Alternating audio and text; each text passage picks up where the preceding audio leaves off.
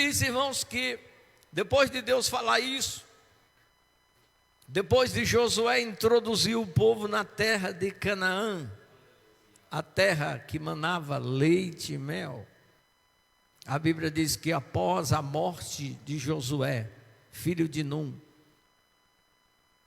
o povo se esfriou na sua adoração a Deus. E o que Deus mais advertira a nação a respeito da idolatria dos cananeus, o que Deus tinha dito a eles: não se aliancem com o povo da terra, antes expulsai diante de vós. Porque a medida do pecado da idolatria dos cananeus tinha enchido, e Deus precisava colocar Israel naquela terra por promessa. E os filhos de Israel, irmãos, infelizmente, eu digo isso, infelizmente, fracassaram. Não deram ouvidos à voz do Senhor. E eles sofreram por não ouvir a voz de Deus. O apóstolo Paulo disse, irmãos, que há várias espécies de vozes no mundo. Mas no meio dessas vozes existe uma voz, que é a voz do Senhor. A voz que fala conosco, a voz que nos orienta. A voz que dirige a nossa vida, dirige os nossos passos. E eu tenho que lhe dizer nesta noite, e tenho que dizer a todos nós, inclusive a mim, é esta voz que nós devemos ouvir. Esta é a voz pela qual devemos nos orientar. Porque o Senhor diz em sua palavra: ouvi-me e vivei. Então a palavra de Deus, ela é a voz que orienta a nossa vida. Algo não está bem na minha vida, algo não está bem na sua vida. Vamos examinar a palavra de Deus, vamos ver se estamos andando conforme a palavra, vamos ver se estamos envolvidos em algum processo de provação, ou em algum processo de crescimento, ou em algum processo de preparação, porque Deus trabalha a favor daqueles que nele esperam. Não importa o que você está passando, você tem uma promessa, e você, para viver a promessa, você precisa andar e ouvir a voz do Senhor. E muitas vezes as vozes do Senhor, ela é dura de se ouvir e de se obedecer, porque às vezes nós somos egoístas. Deus tinha dito a Saul, o profeta Samuel tinha dito a Saul: olha, Saul, você vai para tal lugar e me espera lá. Me espera lá e não sai de lá enquanto eu não chegar. Porque chegando lá nós vamos adorar, nós vamos sacrificar e nós vamos se colocar na presença de Deus, Saul, para o Senhor pelejar e nos dar vitória. Então o rei Saul, quando chegou lá e viu o exército inimigo apertando o cerco, ele se precipitou. Ele disse: nós não podemos esperar o profeta Samuel chegar, porque os inimigos apertam as fileiras. E ele foi lá e fez o sacrifício. E quando ele fez o sacrifício, quando ele terminou de sacrificar, chegou o profeta Samuel e disse a ele: o que foi que fizeste, Saul? O que foi que você fizeste? Deus tem mais prazer de que se obedeçam a sua voz, ó Saul, do que se ofereça o sacrifício, Saul. Porque a rebelião, a rebeldia, o desobedecer a Deus, Saul, é como o pecado de feitiçaria. Eu quero que você obedeça a voz de Deus, pois Deus hoje, Saul, confirmaria o teu reino em Israel, mas hoje Deus rasgou o teu reino e não quer que você seja mais rei em Israel, porque você perdeu a bênção pela desobediência. Irmãos, parece uma coisa simples, mas Saul perdeu o reino por causa disso. E Deus disse: hoje o Senhor te confirmaria como rei, mas hoje você perdeu o trono. E Deus já achou um homem segundo o seu coração. para que reine Israel. Então, Saul perdeu porque não ouviu a voz de Deus. Quantas vezes, irmãos, Deus fala conosco? Quantas vezes Deus tem falado com a igreja? Quantas vezes Deus tem falado, às vezes, na nossa intimidade, e nós saímos da direção pela qual Deus tem falado. Aí vem as lutas, vem as provas, vem as dificuldades, e a gente fica questionando: por que será que está acontecendo isso comigo? Por que será que está acontecendo? Muitas vezes, irmãos, é porque nós não estamos andando na direção que Deus nos deu. E às vezes nós ficamos preocupados. Meu Deus, por que não está fluindo? Por que não está abençoando? Por que não está prosperando? O que foi que Deus falou contigo? O que foi que Deus disse ao teu respeito? Qual foi a promessa? O que Deus pediu que você fizesse? Deus te deu uma orientação, porque Ele dá orientações pessoais, individuais, coletivas. Ele fala com o crente, Ele fala com a igreja em coletivo, Ele fala com cada um, Ele faz promessa de salvação, de ministério, de chamada. Não importa o que Deus falou contigo, eu tenho que te dizer nessa noite: lembra do que Deus falou contigo, e se estiver fora, volta lá e conserta, te alinha na palavra que Deus te deu, porque a tua vitória vai começar por aí. Porque Deus, irmãos, Ele dirige a nossa vida. Deus cuida de nós nos mínimos detalhes. Deus tinha dito para Israel: não te aliança com o povo da terra. Eles se aliançaram e fracassaram. E quando eles estavam em apuros, eles começavam a orar, porque é típico, né? Na hora que o sapato aperta, a gente fica crente, fica espiritual, fica fervoroso.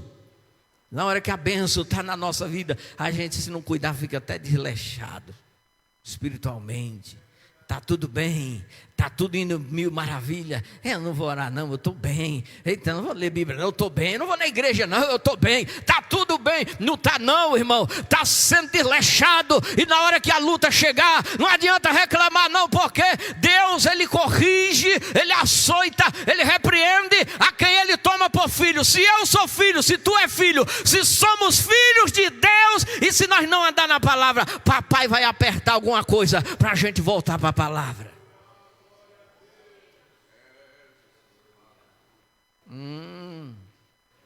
Não foi isso que ele fez? Que filho após que o pai não corrija? Papai corrige a gente, não é porque nos aborrece, não é porque nos ama. E ele diz: olha, não desmaie quando pelo Senhor fores repreendido, porque Deus, o papai, só repreende, só corrige a quem ama. Se estáis sem a correção, da qual todos são participantes, sois então bastardos e não filhos. Quando você estiver passando qualquer coisa, irmão, não fique triste não, dê glória a Deus, e salte ao Senhor, glorifique ao Senhor, porque até no meio dessa luta, Deus está contigo, Deus está trabalhando na tua vida, na tua história. Não fique triste e não desmaie o teu coração, papai te ama. Então o povo de Israel não deram ouvido à voz do Senhor, e o anjo apareceu ao povo de Israel após a morte de Josué e disse: olha, nação, se vocês não ouvirem a voz do Senhor, esse povo vai ser como espinho nos olhos de vocês. Vocês não sabem o que é isso. E aconteceu, irmão, de uma escala de 16 juízes, Deus levanta Gideão, o 5º juiz. Deus levanta Gideão porque os midianitas estavam arrasando com as plantações. Tudo que eles plantavam, os midianitas, amalequitas, ainda tinha uns companheiros, irmão, que gente ruim, às vezes não vem sozinho, vem sempre acompanhado de uma turma, né? Não vem sozinho não, sempre anda de bandinho, né? De grupinho, de facção, essas coisas terríveis. E a Bíblia diz que eles vinham quando o povo de Israel plantavam. Eles faziam aquela plantação, aquela coisa mais linda, e eles estão lá dando graça. Eita, esse ano vai ser benção. Daqui a pouco chegou o exército dos midianitas, acaba com tudo. E a Bíblia diz que a nação empobreceu.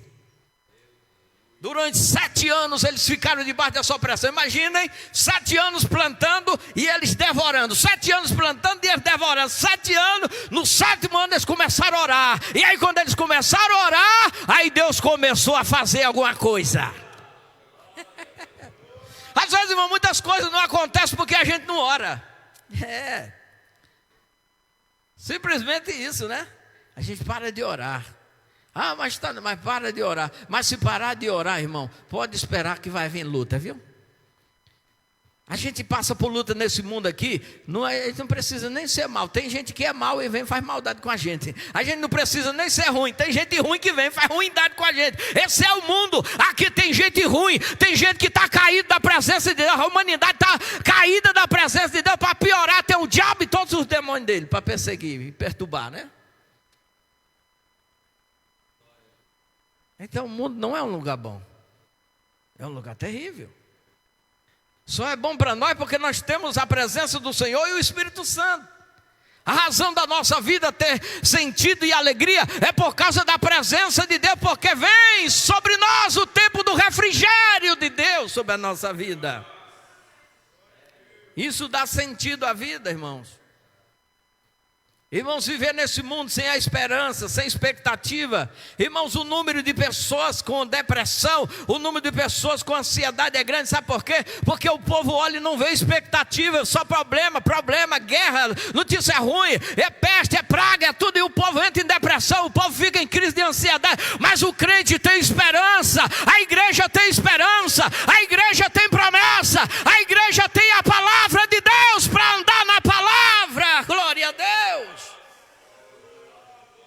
E a gente deita e a gente dorme tranquilo, porque nós temos a palavra, nós temos a promessa. Você tem a promessa, você tem a palavra. Não se preocupe, fique na palavra, ande na palavra, porque a palavra te produzirá vitória. Então o povo foram orar, irmãos. Na hora que acabou com tudo, o povo vai orar. Eita, coisa boa, é bom demais. Irmãos, se nós acostumar Deus a agir por nós, só na hora que a gente orar, na hora que nós estamos na prova, nós vamos sempre ser assim. Se a gente se acostumar a ser crente de oração só na hora de prova, eu tenho que lhe dizer isso com muita tristeza: nunca vai faltar prova na sua vida. Se a forma de chegar perto de Deus é só na hora da tribulação, pode preparar que você vai ter tribulação por muito tempo, porque Deus ama você e quer você pertinho dele. E se esse for o meio de atrair você, vai ser assim. Não é? Papai quer ver você feliz, desfrutando da bênção que Ele te deu. Deus quer que você glorifique a Ele com uma vida boa. É isso eu estou lhe dizendo. Deus quer que você glorifique a Ele com uma vida boa, sendo uma pessoa alegre, sendo uma pessoa feliz e honrando a Ele por onde você passa, por onde você vive, por onde você trabalha. Glória a Deus. E você deve sempre andar na palavra e se regozijar na palavra, porque o apóstolo Paulo diz: ande e regozijem. E outra vez eu digo: sejam alegres, sejam alegres, sejam alegres. Servir ao Senhor com alegria, igreja, e apresente diante dele com cânticos de vitória na presença de Deus, porque a tristeza incomoda o Espírito Santo. Se tem uma coisa que deixa Deus triste, é crente triste. E a falta dessa comunhão, irmão, traz tristeza para os crentes. Eles só andavam tristes, o povo só andava triste porque eles plantavam, na hora que ia colher, vinha o inimigo, levava tudo, aquilo dava uma tristeza. Ali está o nosso trabalho, ali está o nosso suor, ali está todo o nosso, tudo que empenhamos está ali, os nossos projetos estão ali, está tudo indo por água abaixo. É uma tristeza, uma aflição, uma agonia terrível. Mas eles, como disse o salmista: na minha angústia eu clamei ao Senhor. Na minha angústia eu clamei ao Senhor. Eles foram orar e Deus levanta Gideão. Deus levanta Gideão. Ei, Deus ainda tem Gideão para levantar, para te ajudar. Deus ainda tem Gideão para clamar, para te ajudar. Deus ainda tem homens. E diz a palavra de Deus que depois desse relato que nós lemos aí, um relato catastrófico, uma coisa terrível, uma coisa que eu não desejo para ninguém. Eles foram orar, e a Bíblia diz que Deus levanta Gideão. Gideão está no meio desse contexto. Gideão era um trabalhador, ele estava no lagar, malhando trigo, porque era uma forma de ludibriar, enganar os midianitas, porque eles começaram a criar estratégias para se defender, porque senão morria todo mundo de fome. Em outras palavras, nós temos que ser mais espertos do que o inimigo. Nós temos que criar estratégia de defesa, senão a gente perece. E a Bíblia diz que ele estava no lagar e apareceu o anjo de Deus. E disse: varão valoroso, o Senhor é contigo. Mas ele respondeu em cima da coisa. Ele diz assim: o quê? Como é que é? Como é? Deus é conosco? Comigo?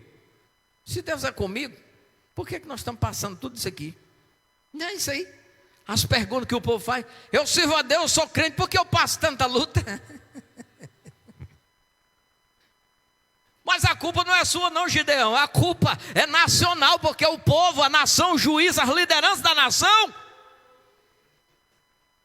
não tiveram cuidado de andar na palavra de Deus. Não tiveram cuidado de andar na presença de Deus, irmão. Isso é uma palavra espiritual. Se a gente tiver cuidado de andar na presença de Deus, se a gente tiver cuidado de andar na palavra de Deus, Ele promete ser tudo que um bom pai pode ser para nós. Você está entendendo o que eu estou lhe dizendo? Deus prometeu cuidar. Jesus disse: olha, não vos preocupeis com o que vai comer, não se preocupe com o que você vai vestir, porque vocês têm um pai no céu que sabe o que vocês precisam antes de vocês falar para Ele. E uma coisa eu vou lhe dizer: eu tenho 30 anos de crente, 31 um pouquinho, e eu nunca vi falar que um crente salvo, fiel a Deus, morreu de fome, andou nu. Porque Deus é fiel na sua palavra. O salmista diz: nunca vi um justo desamparado, nunca vi um justo desamparado. Um justo na presença de Deus não é desamparado, e nem a sua descendência mendigar o pão. Porque Deus cuida do justo. O salmista diz que o filho do leão passa fome, os filhos do leão passam necessidade, mas os que invocam a Deus de nada tem falta.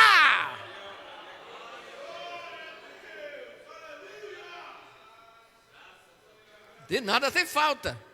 Deus é supridor. Ele pode não dar tudo que você quer, nem o que eu quero, mas Ele vai dar tudo que nós precisamos.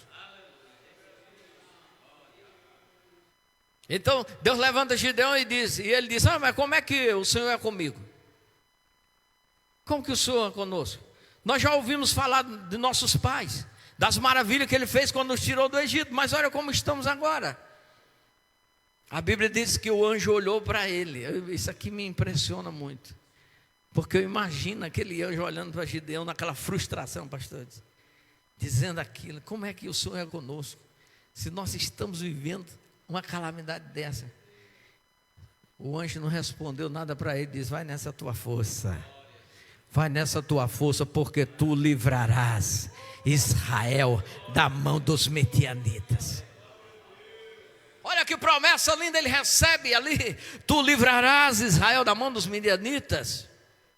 Ele disse: espera aí, deixa eu ir ali buscar um presente. O Senhor correu lá, trouxe um pedaço de carne, trouxe um caldo da carne, né? Trouxe alguma coisa para oferecer. E ele disse: põe aí sobre a pedra. Ele estendeu o cajado, aquele homem de Deus desapareceu. Ele disse: eita, era Deus.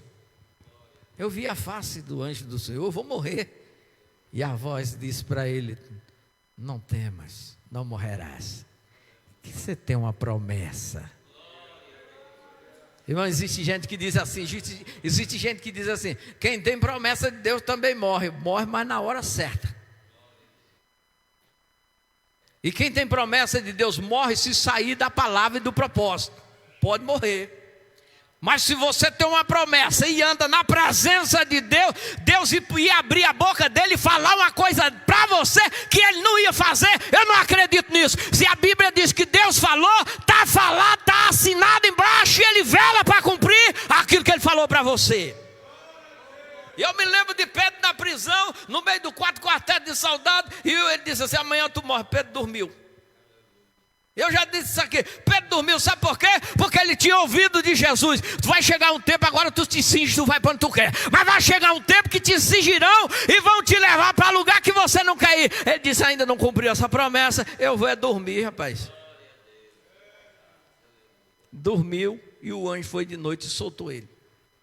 Irmão, tu tem promessa de Deus, tu está andando na palavra, Deus vai cumprir a promessa. Você não vai perecer antes de ver a promessa, porque Simeão, foi ele quem disse, o Espírito Santo tinha dito a Simeão lá no templo, Simeão, tu não morre enquanto tu não vê a redenção de Israel. E no dia que ele pegou Jesus nos braços, ele disse, Senhor, agora despede o teu servo em paz, porque os meus olhos já viram a promessa. Pode me levar, os meus olhos já viram a salvação do Senhor. Oh, glória, Deus é fiel para cumprir a promessa. Se lembre das promessas. Paulo disse a Timóteo, Timóteo, lembra das profecias. Lembra do que Deus falou pelas profecias, Timóteo. Sabe por que ele disse isso? Porque as promessas de Deus, Deus vai cumprindo, vai velando sobre aquilo. Aí Deus falou que eu sou cantor. Foi Deus mesmo que falou? Você sabe? Disse Nil. Pastor, não sei. Então vai orar, irmão. Pergunte a ele, confirmação. Não fica por aí achando que você vai ser cantor. Se for um vaso meio, né? Tem uns camaradas por aí que gostam de inventar umas profecias, umas revelações. Tem essa turma aí. Agora tem também aquele que fala a revelação de Deus e a profecia de Deus. Essa aí vai cumprir. Se você crer, vai cumprir. Então ele diz, Timóteo, não despreze o dom que há em ti, o qual foi te dado pela imposição das mãos, Timóteo. Olha, lembra das palavras da profecia que foram faladas a teu respeito. Olha, milita por aí, Timóteo, na boa palavra, na palavra da fé, da esperança. Porque existem três coisas, a fé, a esperança e o amor. Mas o maior de todos é o amor, Timóteo. Fica na presença, viva as promessas, igreja. Deus vai cumprir a promessa que Ele tem na tua vida. Glória a Deus, porque Deus é fiel. Então está Gideão lá e ele disse assim, eu vou entrar, Senhor, o Senhor falou comigo mesmo? Porque, irmão, tem uma diferença de Tomé para Gideão. Tomé não cria não. E Gideão cria, só que ele era mais zeloso. Ele era mais cuidadoso. Ele disse, não, Senhor, eu preciso ter certeza mesmo. Eu sei, não estou duvidando da voz do Senhor, mas me dá uma confirmação aí. Né? Me dá uma confirmação. Porque tem gente, irmão, que na primeira profecia ele já mete a cara e nem sabe. Na primeira revelação eu já vi, não, Deus falou, eu vou te levar para uma terra distante. Amanhã ele já está com um caminhão na porta da casa, botando a mudança em cima, sem saber nem onde é a terra. Está igual a Abraão. Ele nem sabe para onde é que vai, ele vai daqui 2 meses, 3, ele está com um caminhão velho de volta na porta da casa dele, voltando. Deus não mandou ir. Por que ele foi? E se Deus falou, foi a hora, chegou o tempo, é o momento. Essas coisas a igreja temos que tomar cuidado. Porque Deus tem promessa que Deus pode dar uma palavra profética aqui na igreja, pode cumprir quando você chegar em casa. Mas tem palavra profética que você vai para o céu e teus filhos vão viver ela. Então a gente não sabe. O irmão o apóstolo Paulo esperava Jesus nos dias dele, disse, nós os que ficarmos vivos. Ele estava dizendo, o apóstolo Paulo foi para a glória, faz quase 2000 anos, irmão. Nós estamos aqui ainda, esperando Jesus voltar. A gente não sabe, então a gente precisa andar na presença, na palavra e viver a fé, porque até mesmo aqueles heróis da fé de Hebreus diz que muitos deles não alcançaram as promessas, só viram ela de longe. Tem muita coisa misteriosa, não tem? Então a palavra de Deus diz que Gideão falou, então Senhor, molha o novelo aí e deixa a relva seca. No outro dia ele disse, Senhor, deixa a relva seca, deixa o novelo seco e molha a relva. Ele disse, agora falando. E ele dizia, Senhor, não tem eu por incrédulo, não tem, eu não me levo a mal não, mas me confirma aí. Eu preciso ter certeza do passo que eu estou dando. Eu preciso ter certeza da direção que eu estou tomando. Eu preciso saber se o Senhor vai comigo ou não. Davi não era assim, um homem segundo o coração de Deus. Ia para uma guerra, colocava o joelho no chão, orava, falava com Deus. Ele dizia, Senhor, eu posso? Ele diz, pode. E eu vou ganhar a guerra? Ele diz, vai.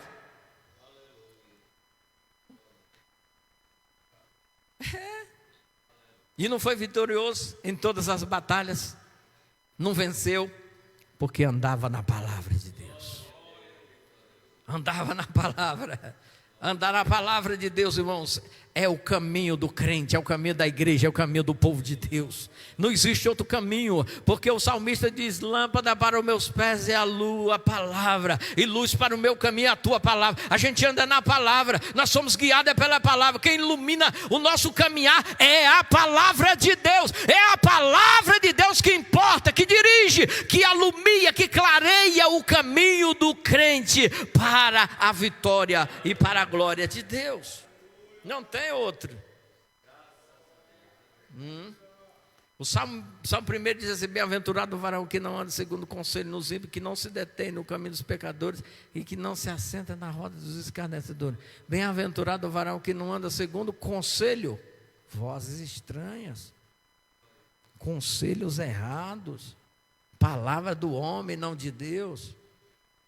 Lembra de Herodes? O povo morreu com medo de bicho, não deu glória a Deus, não andou na palavra, não fez o que Deus queria.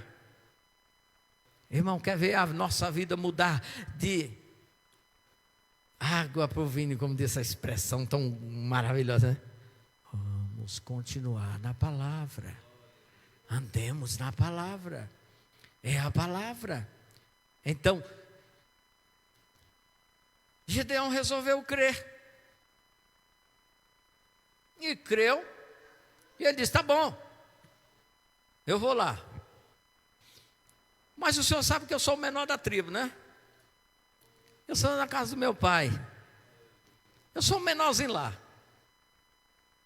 E ele disse assim: tá bom, mas eu quero que você tome algumas atitudes antes de eu te mandar lá para vencer os inimigos. Qual que o senhor quer que eu faça?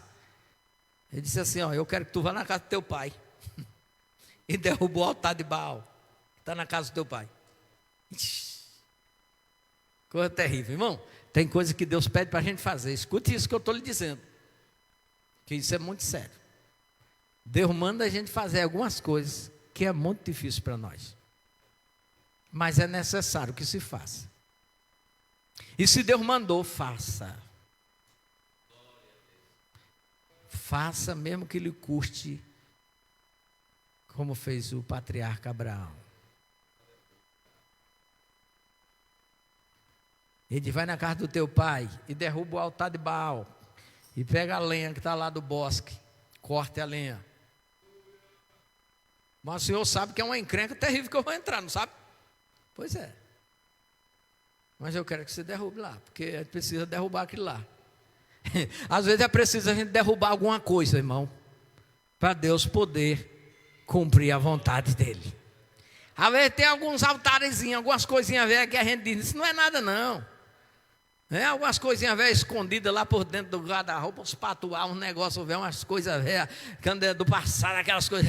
Deus quer a limpeza, Deus quer limpar isso aí, irmão. Deus quer que a honra seja dele, que a glória seja dele. Você está pronto para dar toda a glória para ele? Glória a Deus. Você está disposto a deixar no altar a rendição completa e submissão completa à palavra dele, à vontade dele? Você quer viver a promessa? Então Gideão vai na casa do teu pai e derruba. Senhor, a Bíblia diz que ele disse assim: eu vou lá de noite, de dia eu não vou não, porque se eu for de dia, vai ter um monte de gente lá e é perigoso vocês me pegar. E se vocês me pegar, Senhor, vai dar problema esse negócio, né? Então ele foi de noite, irmãos, foi de noite lá e derrubou o ídolo, cortou o bosque.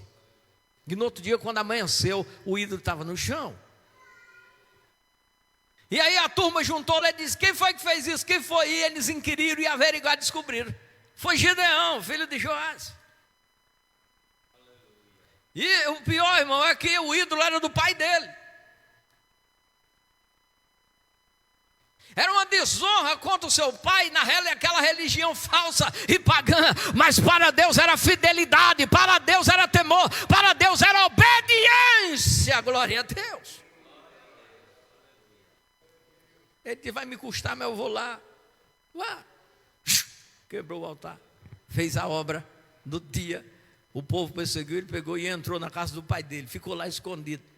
E o povo chegou do lado de fora e disse: ei, traz para fora aí, Joás, traz o teu filho aqui, porque nós vamos matar ele. Ele disse: matar meu filho? Irmão, não mexe com os filhos da gente, não.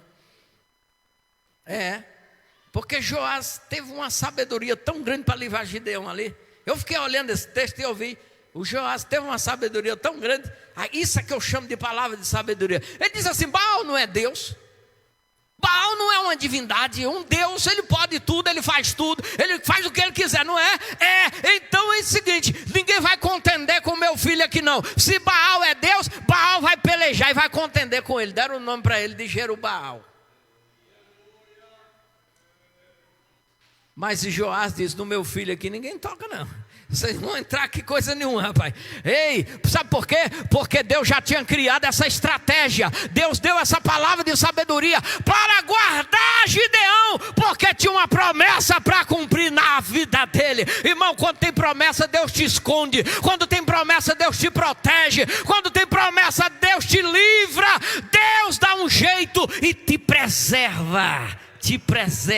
Sabe por que tu está aqui ainda? Porque Deus te preservou. Foi Deus que te guardou. Foi Deus que te trouxe aqui. É Deus que está te usando. É Deus que está te preparando para viver a promessa, para viver o ministério, para viver a chamada. Fica crente e continue adorando esse Deus, porque no tempo certo vai cumprir a promessa de Deus. Fica na palavra de Deus, na palavra da promessa, que você vai viver a promessa. E não dá mais para nós pregar. Deixa o final para outro dia.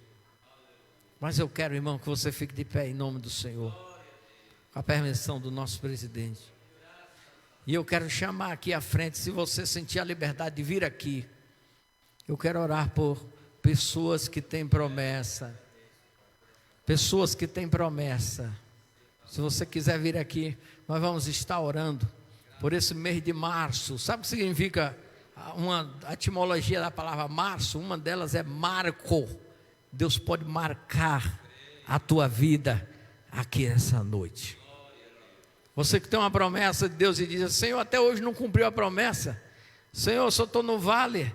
Vem aqui, nós vamos orar. Se você quiser vir, sinta a liberdade, vem aqui na frente do altar. Os homens de Deus estarão impondo as mãos sobre vocês. E a Bíblia diz, pela sua palavra, quanto à imposição de mãos, glória a Deus, essa transferência de graça, irmão, de vitória para a sua vida, você pode receber. Sai do teu lugar e vem com fé. Não vem duvidando, vem crendo, porque Deus é fiel para cumprir a promessa. Quem sabe a promessa é para você. Quem sabe a promessa é na tua família. Quem sabe a promessa na vida do teu marido, do teu filho. Eu não sei, mas Deus sabe. Mas vem na presença de Deus. Dá esse passo de fé e receba da mão do Senhor, glória a Deus, essa vitória para a sua vida. Nós vamos estar orando. Os pastores, os irmãos vão estar aí impondo as mãos sobre você. Glória a Deus. Aleluia. Glória a Deus. E nós vamos orar. Irmão, Senhor nosso Deus, nosso Pai, estamos diante da Tua palavra nessa noite, ó Pai. Aqui estão Teus filhos que creram na Tua palavra, que ouviram a Tua voz. Eu quero pedir a Ti, Senhor, que o Senhor guarde eles na Tua palavra, porque até aqui o Senhor os trouxe, ó Pai, e eles creem que o Senhor, ó Pai, ministrou sobre eles uma palavra de promessa, uma palavra de esperança, uma palavra de vitória. Em nome de Jesus, usa os teus filhos que estão impondo as mãos sobre eles e derrama uma unção poderosa, ó Pai. Ó Deus querido, que os céus se mobilizem agora, ó Pai, que os teus anjos trabalhem agora, que os teus anjos, ó Pai, possibilitem, ó Pai, ó Deus, portas abertas para que eles possam viver a promessa, para que eles possam viver a vocação, o chamado. Jesus, dê a eles um coração, ó Pai, grato e feliz e abençoado. Senhor, guarda o teu povo, guarda a tua igreja. E a nossa oração nessa noite, ó Pai, nós oramos pelo mês de março, que o mês de março, ó Pai, seja um mês de vitória para a igreja, um mês de cumprimento de promessa. promessas. Jesus, abençoa o teu povo, abençoa as famílias, abençoa os lares, abençoa, Pai querido, teus filhos na área profissional. Jesus, abençoa, meu Deus, a nação, o país, meu Pai, nesse ano. Jesus, abençoa a nossa igreja em Adamantina. Abençoa, Pai querido, teus filhos que te adoram, que te servem com alegria. Ó Pai, cumpre neles a promessa. Ó Pai, visita eles com teu Espírito agora. Faz eles sentir a tua graça, a tua presença, o teu poder renovador, Pai. Em nome de Jesus, recebe. Urabacandaraia, Arabassuri mianda, Alabasséria. Seja tocado aí, seja tocada aí. Receba a graça da promessa. Anda na palavra, receba o poder da palavra, receba o impacto da palavra na tua vida, para que você viva a promessa de Deus, porque a promessa tem dele o sim, a promessa tem dele o amém. Glória, meu Deus, confirma a bênção, confirma a vitória da tua igreja, Pai, nesta noite, em nome de Jesus. Ó Pai querido, que a tua bênção continue sobre nós, a tua bênção que enriquece e não traz dores. Ó Pai, nos guia por essa bênção, em nome de Jesus, em nome de Jesus, amém. Meus irmãos, eu quero perguntar, se porventura há entre nós alguém que ainda não aceitou Jesus, que não serve o Senhor, eu quero nessa oportunidade apresentar Jesus como seu Salvador. Se você quer aceitar Jesus, levante uma de suas mãos, onde você está, e dê um passo de fé aqui na frente do altar. Tem alguém que quer aceitar Jesus? Se os irmãos quiserem receber unção, os irmãos enfermos quiserem receber unção, permaneça, o pastor Reinaldo vai estar ungindo. Tem alguém que quer receber Jesus? Tem alguém que quer, que ainda não serve o Senhor, e o Espírito do Senhor te comove nessa noite? Tem? Se não tem, ou se quiser vir até o final do culto, sinta a liberdade, vem aqui e nós estaremos orando por você. Glória a Deus, que Deus abençoe pastor Andi por esta palavra, que Deus abençoe todos os irmãos que puderam estar aqui conosco. Também queremos louvar a Deus e agradecer pela vida do Guilherme, que está acompanhado também do jovem Mateus, é filho da irmã Cássia, e esteve presente aqui conosco, nos visitando. A igreja está feliz com a presença deste jovem conosco, vamos dizer amém? Também esteve conosco o Everton, filho da nossa irmã Cristina, que Deus abençoe também, é muito bem-vindo aqui entre nós, e volte sempre, esta casa sempre estará de porta aberta para te receber aqui entre nós. Amanhã à noite, meus amados, continuação da nossa campanha de oração. Os irmãos que queiram aqui estar orando, buscando a presença do Senhor, venha, participe, orando a partir das 7h30 da noite. Domingo, escola bíblica dominical, e à noite o grande culto com a igreja, grande culto com a família, culto de missões, com a presença do presbítero irmão Edmar, que estará aqui ministrando a palavra do Senhor aos nossos corações. Nosso pastor emérito nos abençoando. Glória a Deus. Estende as mãos, amados, a graça do Senhor e Salvador Jesus Cristo, o grande e sublime amor de Deus, o nosso Pai, a comunhão e a doce consolação do Espírito Santo, esteja na vida da igreja hoje e para sempre. Dizemos juntos, amém.